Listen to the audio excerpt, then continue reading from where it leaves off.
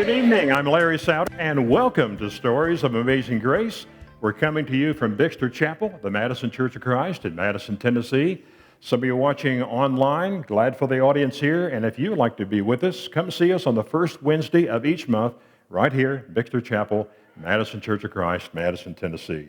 Our theme scripture comes from Romans 8:38 through 39. I'm sure that nothing can separate us from God's love. Not life or death, not angels or spirits, not the present or the future, and not powers above or powers below. Nothing in all creation can separate us from God's love for us in Christ Jesus our Lord. Well, if you've ever been on a mission trip to a foreign country, you know how the experience can change your life. In the early 90s, Steve Flatt, Chris Gingles, and myself had the opportunity to visit Eastern Europe, specifically Romania, as part of an Amazing Grace Bible class production. My camera captured images of orphans needing love and attention and adults clamoring for Bibles that we were distributing.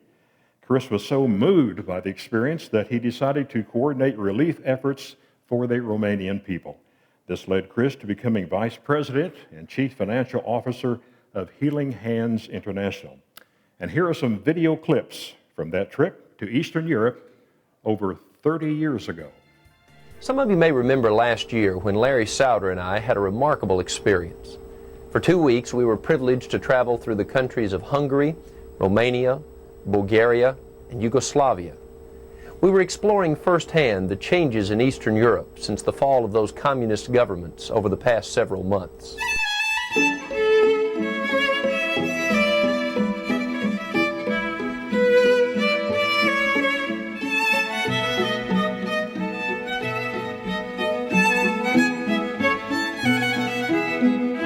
We never trust communism, we never trust anything like that.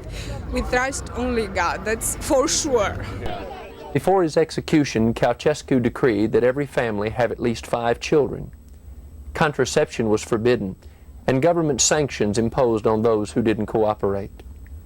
As the economy worsened and the number of children mushroomed, more and more of those children were abandoned. This 3-year-old has AIDS, as do scores of thousands of children across the country, from sharing needles without proper hygienic care. This child went into a coma the day before, and this young boy lies helpless, victimized by a heart defect, and with no prospect for life-saving surgery.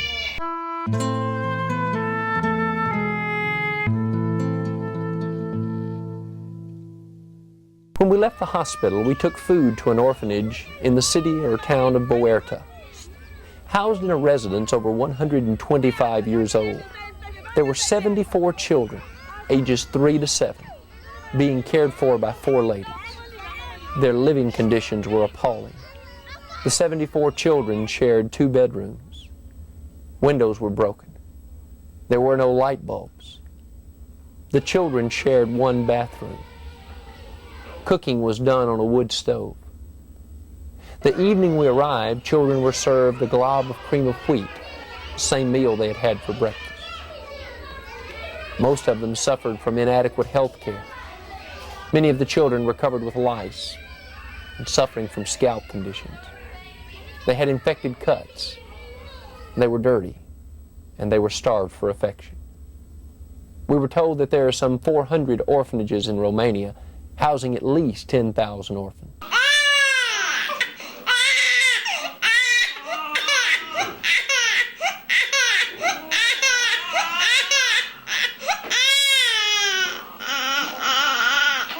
Hey, Gina, pick you up.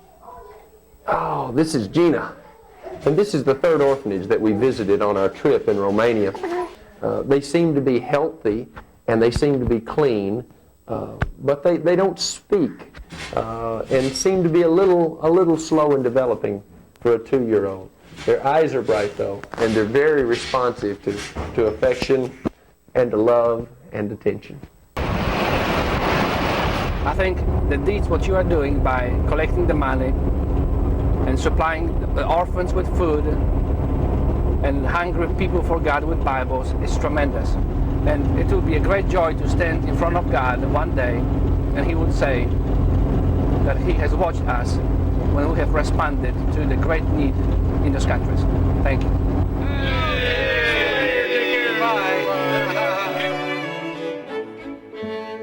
Make welcome Chris Gingles. Come on up.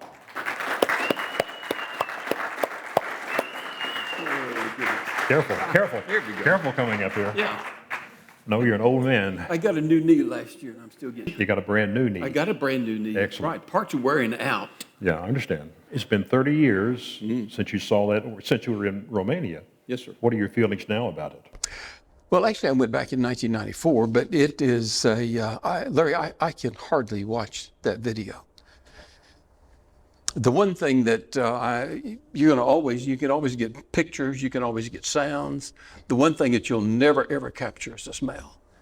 And when we went into those places, it was always that smell of disinfectant and urine and whatever they were cooking in the kitchen. And I would tell you, just even now, those last couple of places where we stopped, I couldn't do it. I couldn't go do the tour. I just delivered the food into their storeroom. I couldn't do it. And just watching those images again, it brought it all back. But you were so touched that you wanted to do something. Yeah, you can't see things like that and not be impacted by that. You can't see the people starving for God's word. You can't see those children like that without wanting to be a part of a solution somewhere along the way. Tell me how God has used you and others in that relief effort and what's come about after that. Yeah, on the way home from that trip, every place that we went to, there was a conspicuous absence of medical supplies. And on the way home, Steve said, why don't we send them some medical supplies? And it was kind of like that, somebody say to you, we're going to have lunch sometime. And never happens. But when we got home, Steve Flatt was serious about that. And he started calling some of his friends. And he would call me. He said, Chris, can you make a pickup here and a pickup here? He called some of the medical supply facilities in the city and in the hospitals. And before we knew it, this storage shed back out here, what's now the Benevolence Center, was full. And it took a 20-foot moving truck to haul it all off. But you just get involved in things like that, and it's just one step, 1 foot in front of the other. We were totally in uncharted waters. And it was incredible, just collecting all of those medical supplies. And Lipscomb was involved in this somehow. Well, the first shipment was pretty much done by the Madison Church of Christ. We collected all the supplies, and then it became a process of, well, okay, how are you going to get these to Romania? And it was like I was telling you, it's kind of like the dog that caught the school bus. And now what are you going to do? And so I called around, I called a few places, and they wanted $3,000 to $4,000 to ship those supplies. And I was talking to Steve one day, and he said, well, why don't you call some of your National Guard friends and see if there's something we can do there? And so I did. I learned pretty quickly that there is a specific prohibition against transporting privately owned goods on military aircraft. That's a no-no. Well, that's right, and you can see the potential abuse for that. But to show you how this is all in God's timing, only 4 years before, there was a senator from Alabama, a guy named Jeremiah Denton, had proposed an amendment that would allow transport of humanitarian supplies on military aircraft. See, if this whole thing had happened 5 years earlier, probably never would have happened. This is all in God's timing. And so I called around, and this guy said, sure, we will transport as long as it's for humanitarian supplies. He said two requirements. So number one, you have to have somebody to meet the airplane. This is going to come in on a big transport, and you have to have somebody to meet the airplane. So I called Bill McDonough, was a longtime friend of Healing Hands International. If you want to find a missionary, somebody in the world, Bill McDonough's going to know his name. And so I called Bill. He reached out to a man that he knew in Bucharest, Dale McAnulty, agreed to meet the plane. And then the guy from the Department of Defense said, okay, there's a second requirement. You have to get these supplies to Andrews Air Force Base in Washington, D.C. Well, that was a little bit more of a stretch. Jerry Sherrill, called Willard Wallace that owned a U-Haul place, and he provided a truck, and so I drove the truck to Andrews Air Force Base. Took a flight on American coming home. Long trip. But that was really the first trip that we made. And then I got a call. Shirley Ward called and said, Chris, there's a guy at Lipscomb wants to talk to you. You mentioned Lipscomb. There's a guy at Lipscomb. And I called Randy Steger. Randy taught marketing there, and he asked me to come speak to his marketing class. And so I did, told him about the trip, told him about being able to ship medical supplies, and they liked the idea and made it a class project. And so the students got busy and they raised all the medical supplies, and I drove another truck to Washington, D.C. You know, that's really a long trip. I'm just sitting here thinking it's about a 12-hour trip and then an hour for time change. It's a long trip. But you got overwhelming donation of clothes. I didn't realize we were going to tell that story. And so, did I mention that we were just kind of flying blind, just kind of finding our way as we went along? Well, one night, and this is back before I got to be smart like I am now. This woman called me at the house and said, I hear you're shipping supplies into Romania. And I said, yes, ma'am. She said, could you use some used clothes? And I said, I think we can do that. We'll just add them into a shipment. Didn't think anything more about it. A couple of weeks later, Shirley Ward calls me again, and she said, Chris, are you expecting some used clothing? And I said, well, yeah, it's just tell them to drop it off there by the church office. I'll pick it up on the way home. So she said, there must be some mistake here. She said, there's a guy out here, he's got a big truck of 16,000 pounds of clothing. Wow. And so, did I mention this was back before I got to be smart?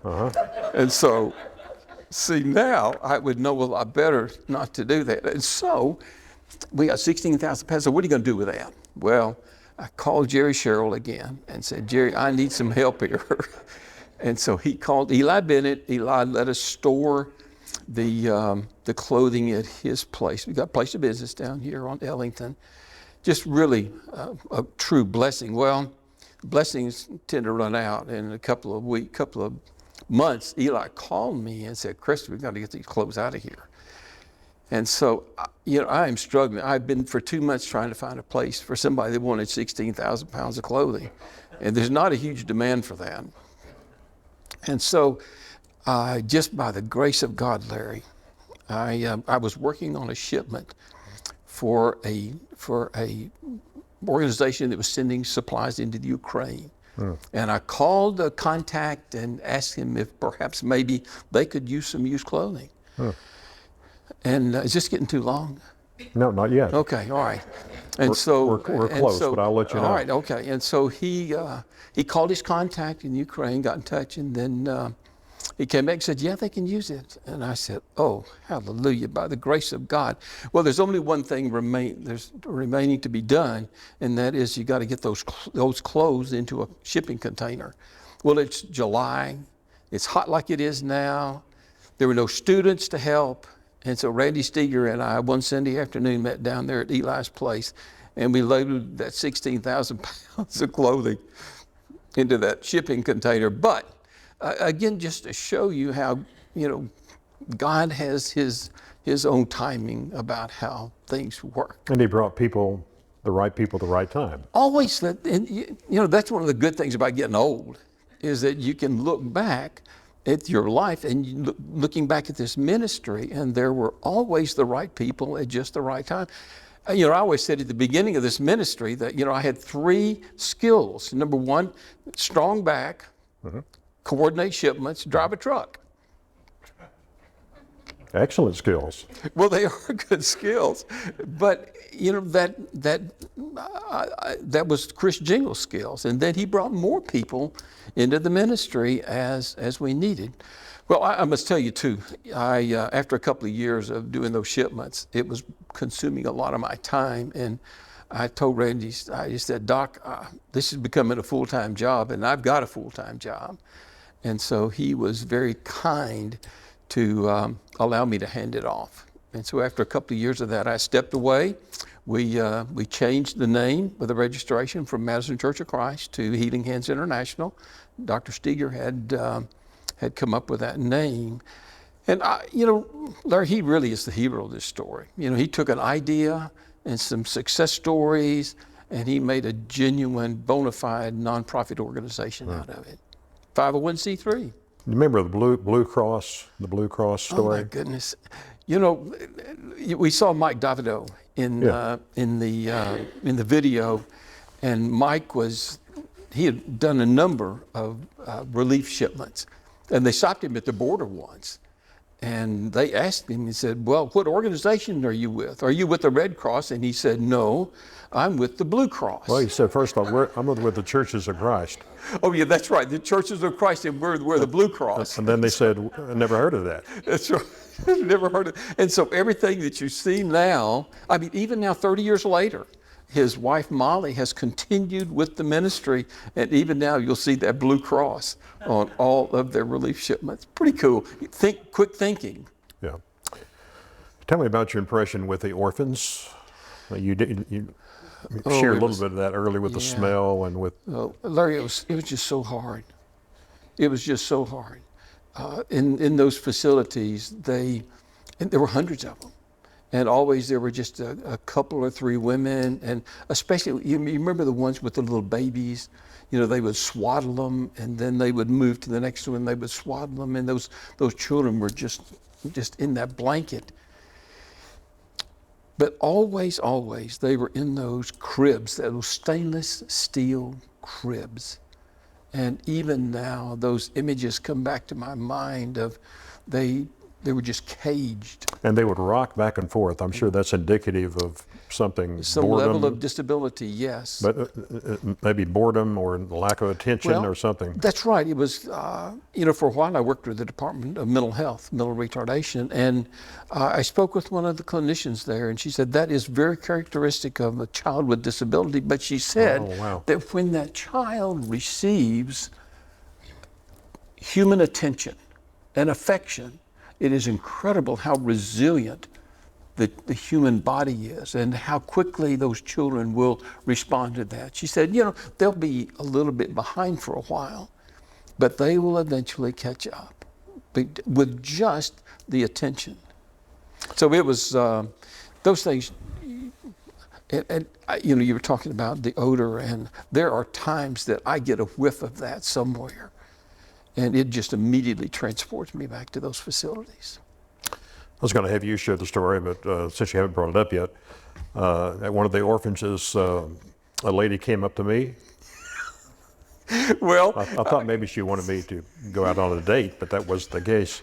She wanted me to take her. No, wait, I'm going to tell this story. Oh, okay. And so, we're taking the food into the facility, and Larry's over. He's got his camera going. And he's constantly, videoing this, videoing that, videoing this. And I looked over there, and he's up against the wall of here, and he's got this woman, and she is engaged with him. I was against the wall, and the woman, she wasn't against the wall. No, that's right. That's right.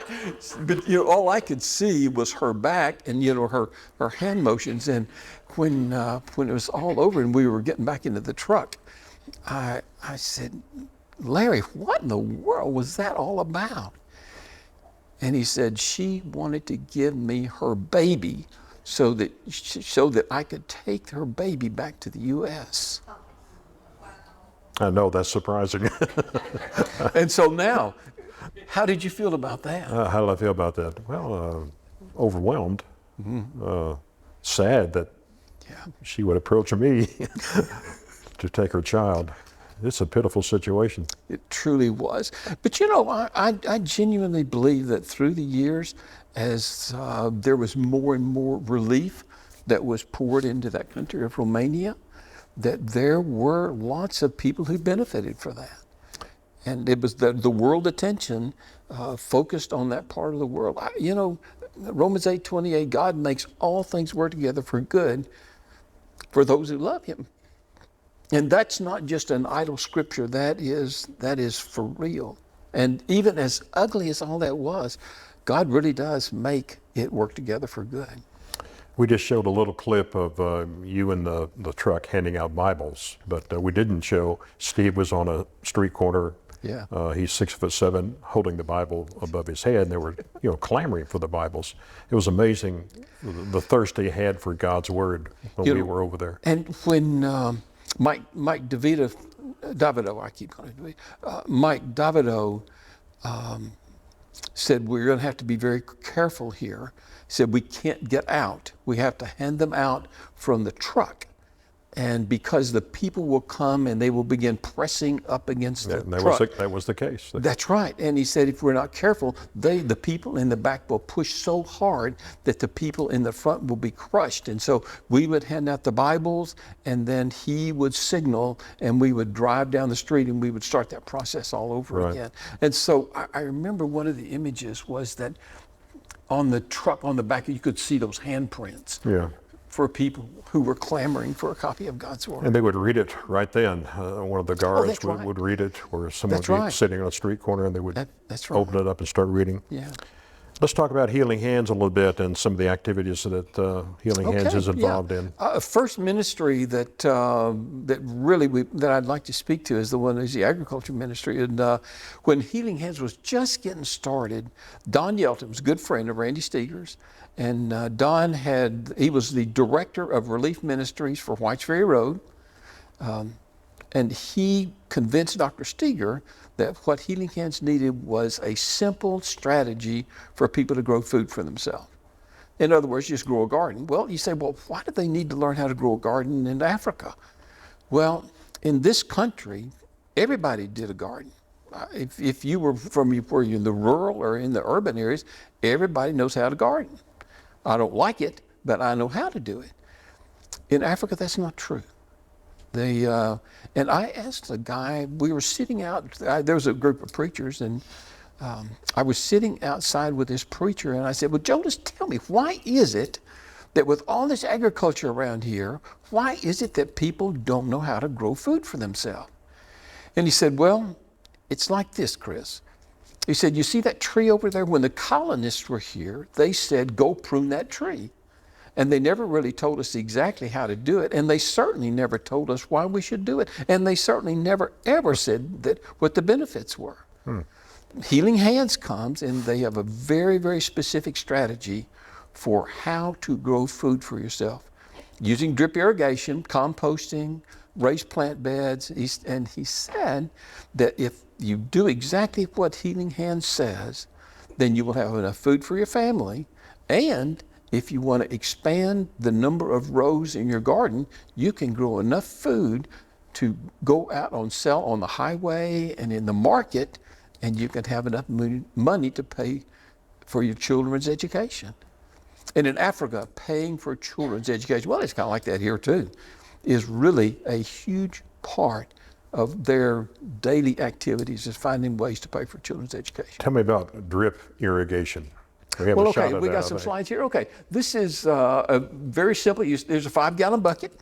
You hook the hose up to, or hook the drip tape up it.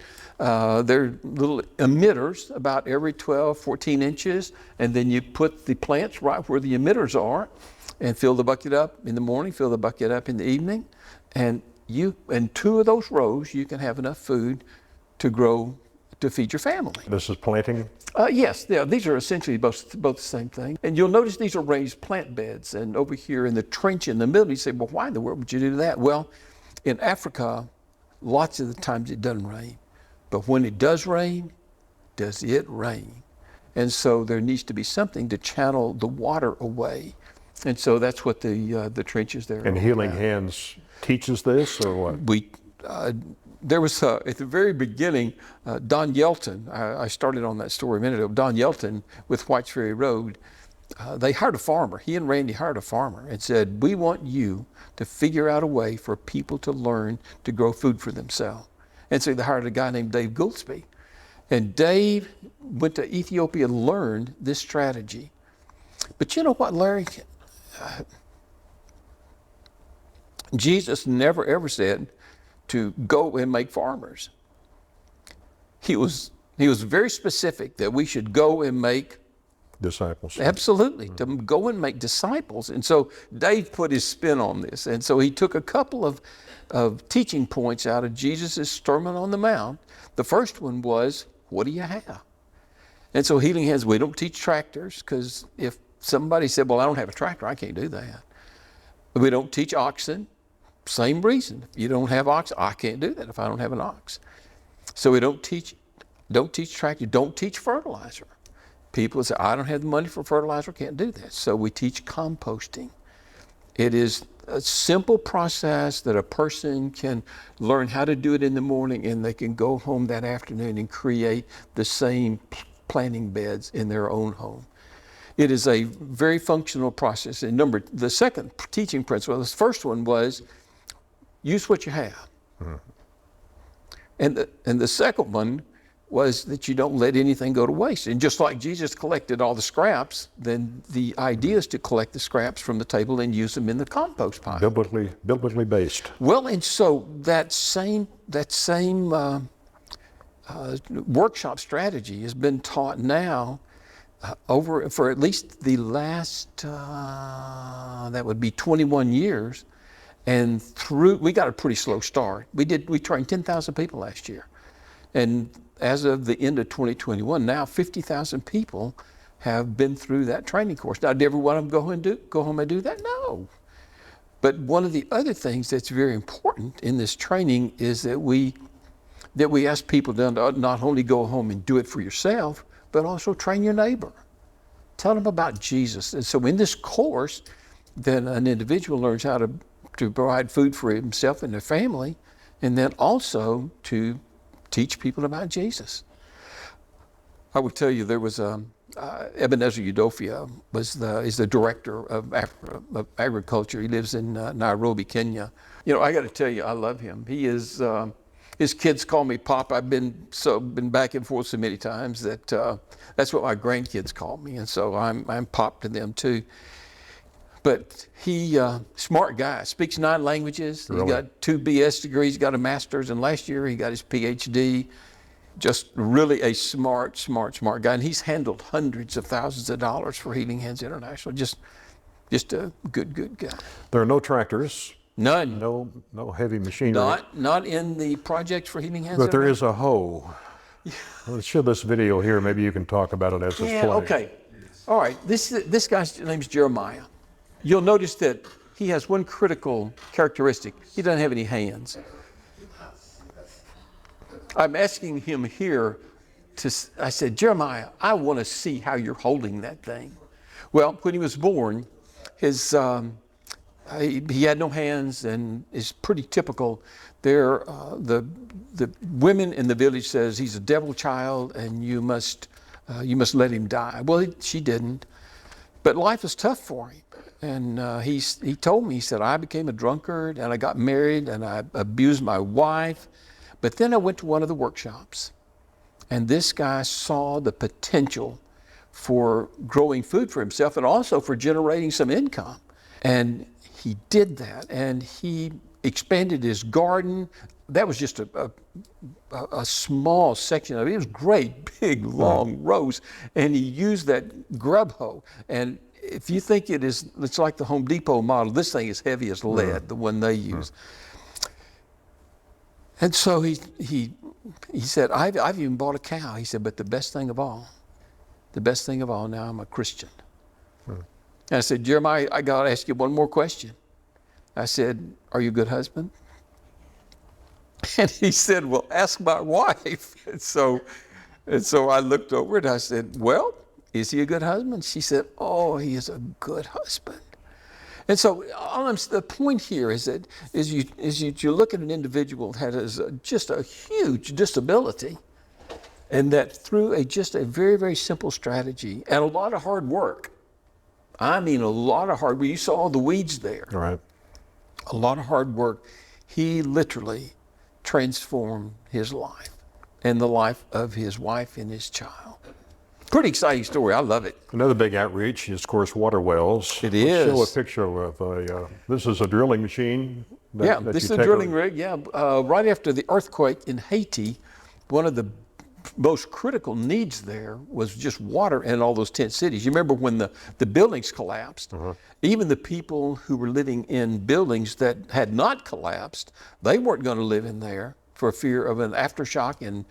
And so Healing Hands bought a drilling rig and shipped it into Haiti and began drilling water wells in those tent cities and providing life-giving water for people who were just absolutely destitute. And so here we are, 10 years later, we've drilled over 400 water wells. We've got a team there that actually continues to repair them. Water wells break. I saw a statistic, Larry, that over half of the water wells in the world are broken. Really? It's glamorous. Well, there are a lot of people drilling water wells. It's glamorous. And there's a lot of attention given to that. There's not a lot of glamour in repairing a water well. And so that's one of the things that Healing Hands is committed to do, is to make sure that the water wells that we drill do indeed stay functional. That's a good ministry. It is a great ministry. Expensive too. Yeah. The parts and people, but it is one that the ministry is committed to. A couple other shots here. This is a water pump, like you have a model behind you. This is the India Mark II. The pump itself is about $400 or $500. We have a shot of a lady taking water from a pond. If you think I staged this, you're wrong. This is what you see in Africa. And you'll notice the cows back over there, and they'll defecate in the water, and then the people will come and wash their clothes. And they don't boil this or anything? In this part in the villages, Larry, the number one source of fuel is either charcoal or wood, and you simply cannot afford to boil the water. And so, no, they don't. They don't. And so this, we were just boogieing down the road, and here's this woman. I want you to watch this. This is about 40 pounds. Watch this. She's what, 60 years old, 65?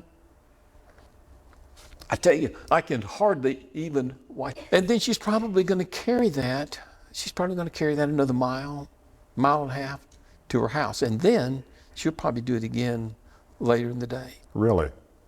Twice a day? Twice a day. In Africa, that process of going to get the water is primarily vested in the women and the girls. Why?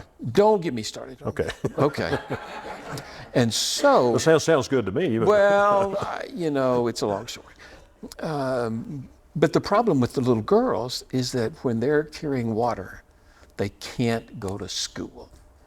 And so when you put a water well in their community, then they are able to get clean water, and they don't have to walk as far for it. Now, does that mean that they're going to have a toilet that flushes? No.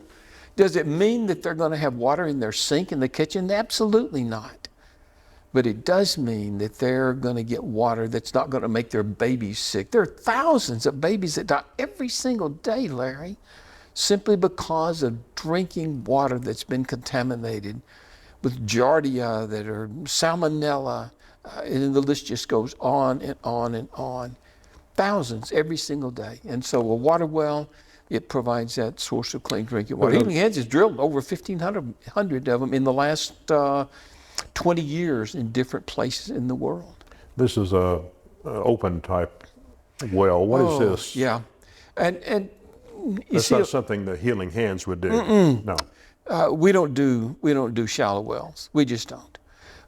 And you say, well, maybe they needed to get water. I don't know which is better, no water or water that's going to be polluted. Because see, in the well right here, Larry, it's open. That means that animals can get in there, and they get down in there, and they die, and they contaminate the water. And even this well right here, a lot of them have a cap on it that when they're not using it, but I don't see a cap in that picture there. And we have a shot of a girl here who's getting clean, fresh water. Look at that. Isn't that sweet? Oh, probably the first time in her whole life that she's ever had water that she can drink without having to worry about getting sick. And we have a shot of how thankful they are. Oh, yeah. And every time I talk about the water, for me, this is just the apex of ministry to people, is drilling water wells in their community. And that story there, just celebrating a water well in their community, it will be life-changing And it is truly one that they are just so grateful. You know, that's another thing about the people in Africa. They're just so grateful, Larry. You know, they will come for dedications like that. And it's a big deal, and there will be speeches, and they will sing, and they will pray, and it's all because they now have a water well in their community. Tell us about your apparatus here that you brought. You got a bucket, a blue bucket? Yeah. Well, in lots of places in the world, you can't get a drilling rig in there, and or a lot of places, maybe there's not enough people to justify it. So we distribute. This is a Sawyer water filter. Uses the same principle as dialysis, and you fill the bucket up with water. So this is very simple to operate. And again, one of the things that we find in dealing with cultures is that it has to be simple. And so this one is very simple. You connect it to your 5-gallon bucket, and then if you want to turn it on, then you put it down like that. And if you want to turn it off, you bring it, you bring it back up like that. It's complicated. Very it's complicated, yeah. Would you like to see it again? Yes, show one more time. And so it's down for on. Gotcha. And up for Excellent.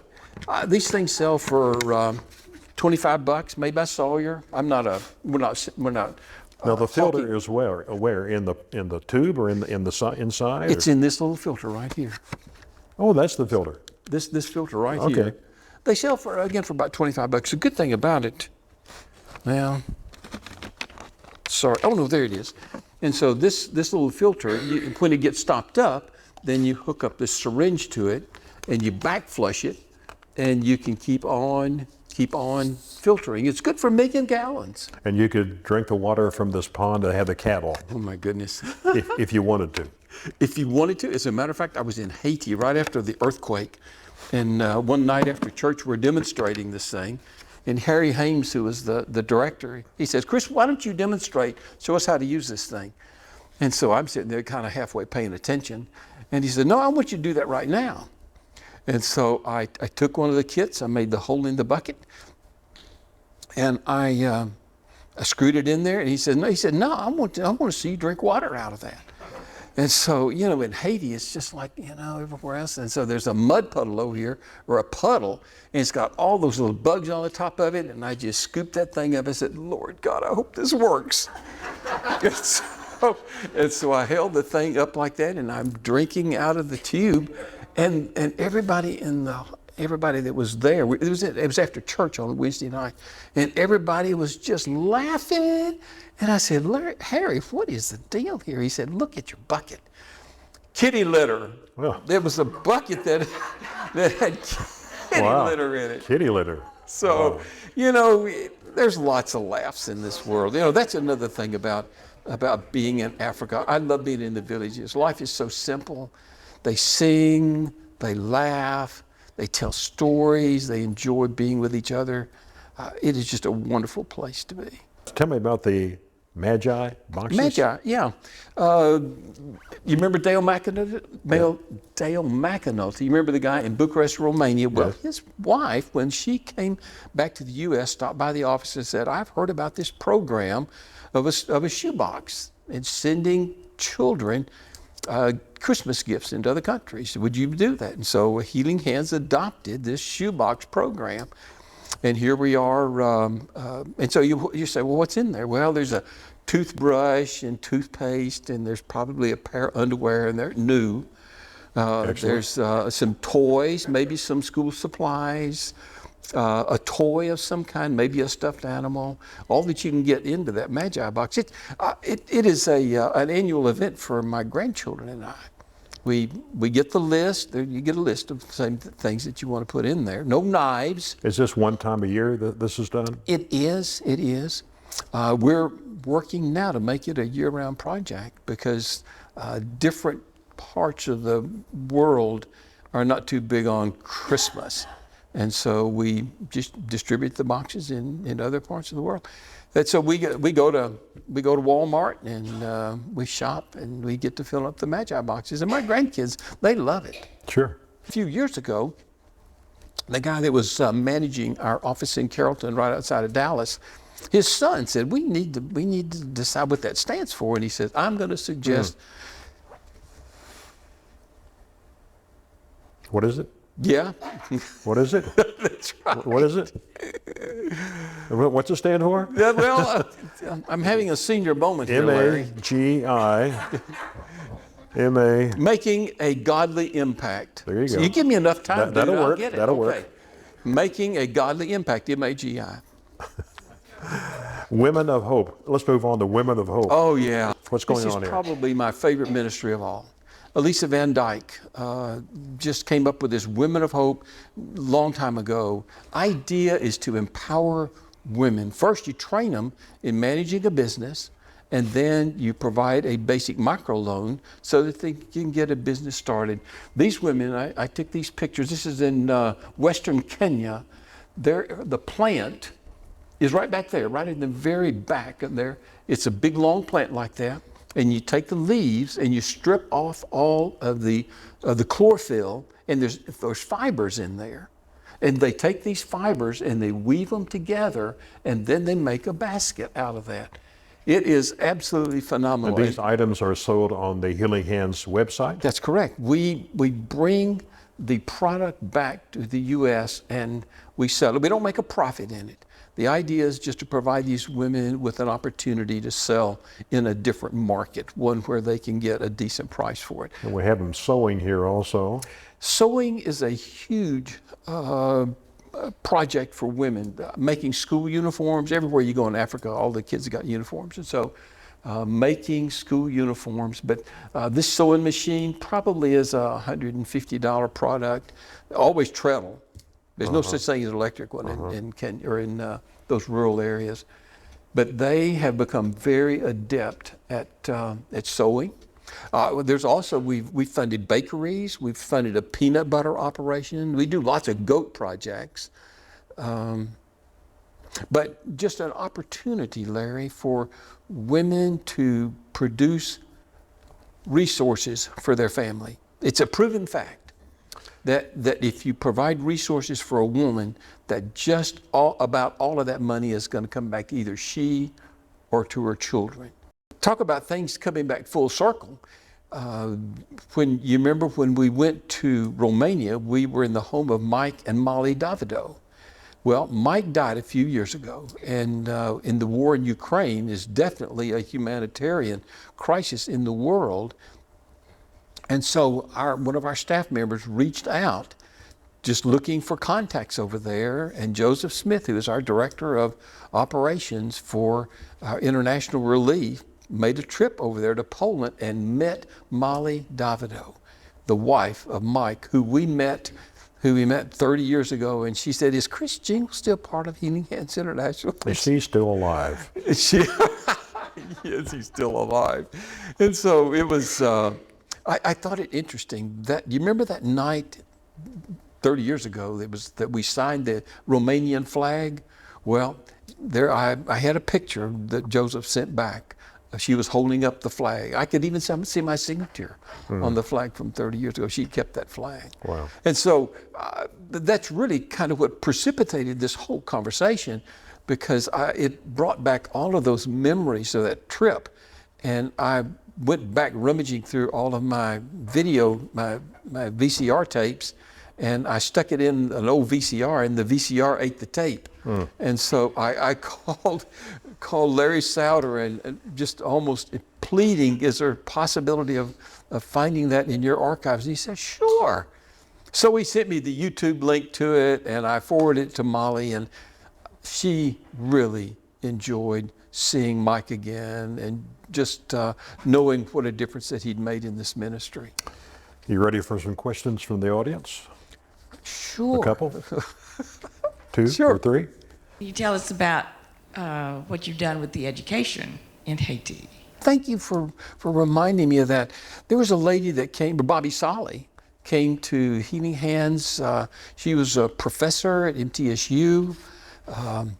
Her specialty was training teachers to teach children who live in poverty.